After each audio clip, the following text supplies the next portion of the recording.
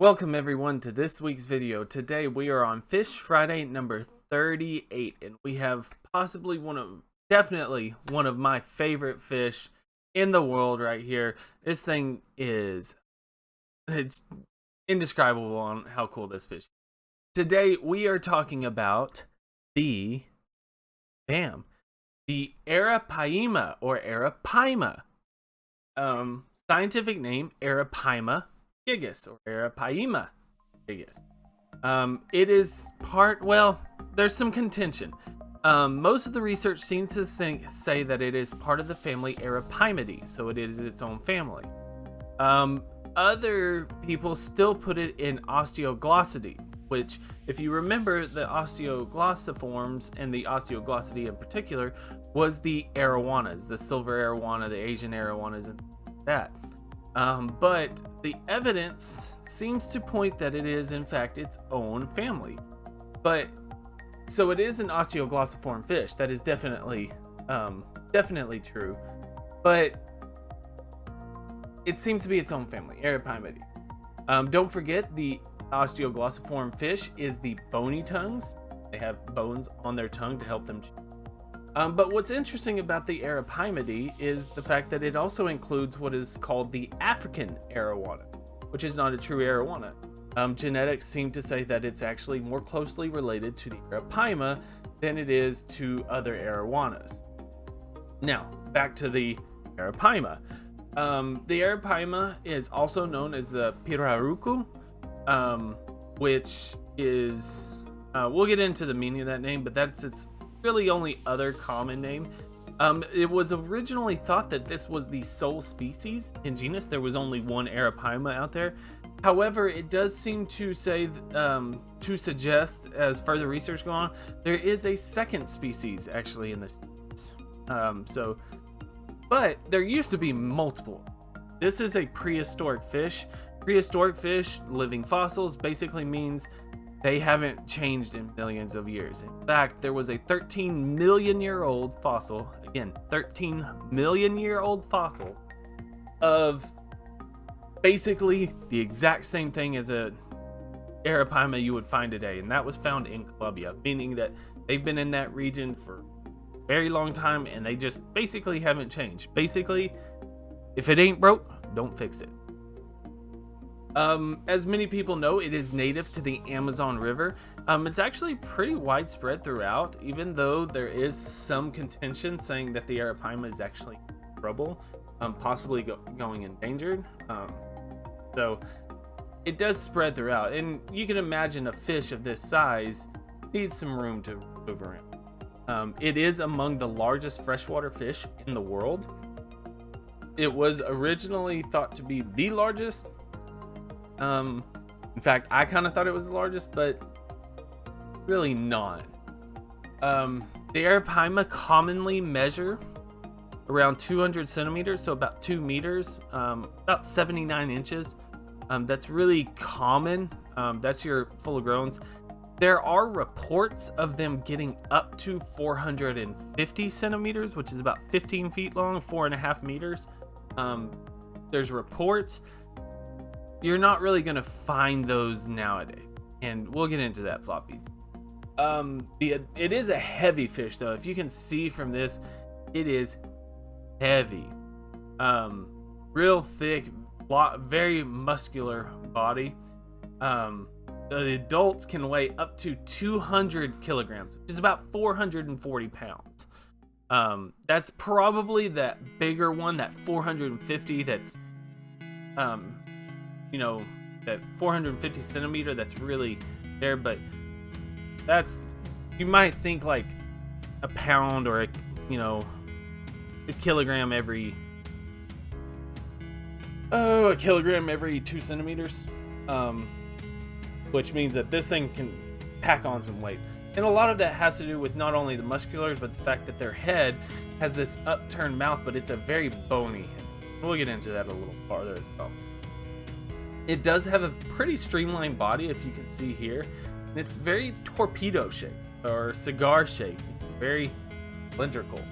Kind of like the North American gar. We talked about the alligator gar on this Fish Friday before. And it has that same sort of body structure. And in fact, it kind of has everything very similar except for the mouth. Remember, the alligator gar had a snout, whereas the Arapaima has a very large and heavy mouth. The dorsal and anal fins are set really far back in the tail. And remember, on bigger fish, that really means burst predators. They're sitting, they put on a huge burst of speed, and they don't swim long distance. The body is mainly gray to gray-green. But remember the one of the common names for this, the pirarucu. The pirarucu is an indigenous word meaning red fish.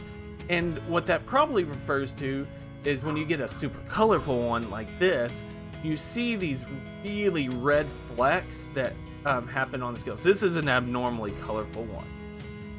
But that's probably where the name comes from.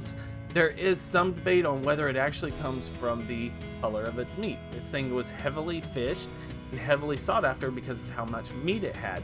And apparently it has a very red color in its meat, probably salmon color, which is kind of weird. Most of your fish like this, I believe, are white fish, but this thing is a definitely a red fish.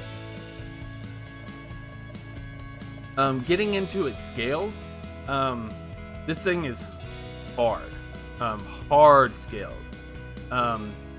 This right here is a picture of someone that's fishing it, a native South American. I'm not sure where this picture was taken, but you have to be really careful because as he's holding that, if he goes the other way, he could actually really cut himself. It can cut you.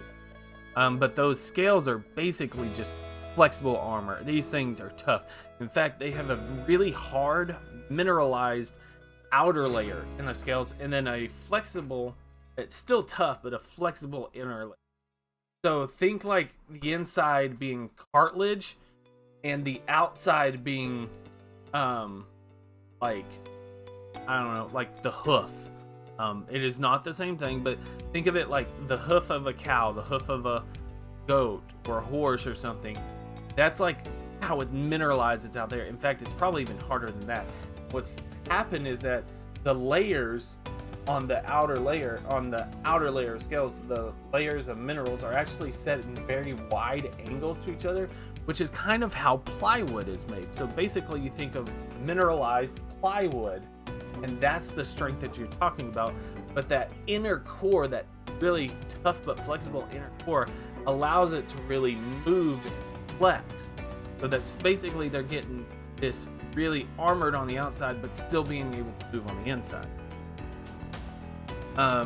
Now, something that is interesting about these are an obligate air breather, meaning that they have to breathe air. These things cannot live completely underwater. They do have gills, and their gills are important, especially when they are younger. But essentially, when they get bigger, they get so big that those gills do not provide enough oxygen to their body to keep them alive. So they have to go up for air. And most of the stuff seems to say that they must go up for air about every 5 to 15 minutes. So they can't even hold their breath that long. Some people say 40 minutes. Most of the stuff I've seen says somewhere between that 5 and 15 minutes. It could probably stay down longer, but that's when they try to go up. But they loudly gulp air. It's not just a small like roll over or things like that. Apparently they go up to the top and they just go whoop, big gulps. Now, as with other air-breathing fish, they have what is called a labyrinth organ, which is a modified swim bladder that has highly vascularized tissue. Highly vascularized meaning that there's a lot of capillaries around this swim bladder. Basically, they're soaking the oxygen from the swim bladder as the fish gulps air. So it's a very primitive one. It does primarily feed on fish when we talking about its diet, but it will eat anything on the surface. It'll eat birds, it'll eat mammals, it'll eat fruits, it'll eat seeds, it'll eat anything. And it is a vacuum feeder. Kind of think of like a largemouth bass in America. These things, whenever they go somewhere near a deal, they open their mouth very quickly, which causes a vacuum effect, causing the food item to be sucked into the mouth. They're not a catch, hold it still and then swallow it like like a shark grabs and tries to tear off a piece, or the gar that holds a fish with a bunch of spiky teeth. These do have some teeth. This is more of, I'm going to just try and swallow you whole. Now, one of the issues with this in terms of why it might be endangered, as I said, this was heavily fished. However, these are a pretty long-lived species and they take quite a long time. Most of the research seems to suggest that it takes 4 to 5 years for an Arapaima, a baby Arapaima, to reach sexual maturity. So it does take some time, which if you're fishing heavily can cause a problem. Now, as far as reproduction goes, they have a nest. It's kind of a boring. The more interesting thing about their reproduction is that the fact that, as with a lot of other osteoglossiform fish, these are a mouth brooder, meaning that the male will hold the young fish in its mouth to protect them from predators. But what's really interesting in that this is kind of unique is that the female will help protect the male and the young. And it does that by just circling them, chasing off predators, just kind of keeping them safe. And that's really unique almost in the fact that most of the time, if it is a mouth brooder, especially male mouth brooder, the female basically just leaves. She did her job, she's there. These, they both do, which is really interesting, kind of unique. Now, you can buy these for your aquarium at home. There is a pet trade for them. Obviously, a lot of museums and bigger aquarium have these. You can buy one for about $200, a baby one.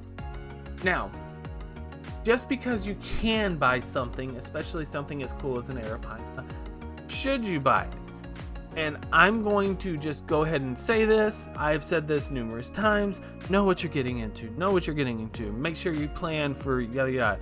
Should people buy this for their aquarium? And I'm going to say no.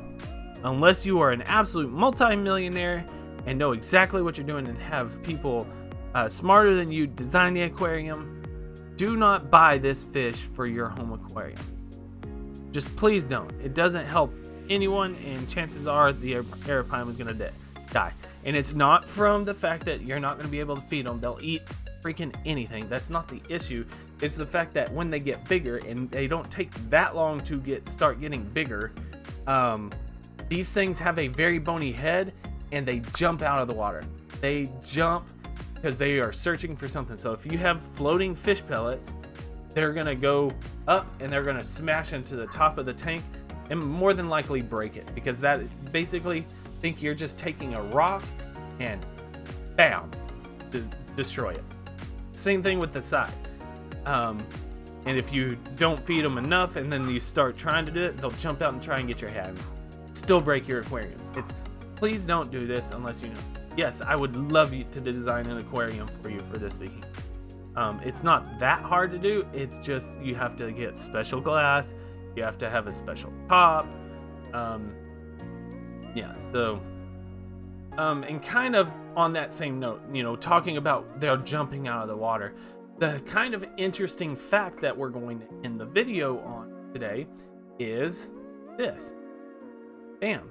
Do you recognize this? This is Jeremy Wade from River Monster. Great show. I highly encourage you to watch it. He's a very good biologist. A lot of people realize about that about him, but he is very good. Well, he went to South America trying to do an Arapaima episode and was successful. He went to an Arapaima fish farm, and there is an aquaculture, a couple of aquaculture facilities for this. However, when he got in the water, they were trying to net a bunch of Arapaima, and Arapaima were jumping over the net. They were staying inside their cage, but they were jumping over the net. And one of the Arapaima hit him in the chest. and he didn't realize it until he got back. He was in a lot of pain throughout the rest of the trip, but he didn't realize it until he got back. And this is how hard they did. This fish caught him a glancing blow. It did not like hit him square in the chest. That I remember, I believe it was more of a glancing blow, but it actually cracked his sternum. That's how the force that these can jump out of the water though. The sternum is a very, very hard bone to crack. Very, very hard bone. But sure enough, this fish basically did it without even trying to go after him. Just basically trying to get away from him. So definitely, this is why you don't want them in an aquarium unless you have the proper glass for them and you know how to take care. But thank you guys so much again. I really appreciate it, and I hope again, please leave a like, comment, and subscribe. If you do, I'd really appreciate it, and I hope to see you again. Yeah, look forward to hearing from you. I hope, please, guys, I've been having a lot of more views, but I haven't been having the comments, so please leave a comment. Just let me know that you enjoyed the video. That's all I ask. But thank you guys so much again. Take care of yourselves. Take care of your loved ones.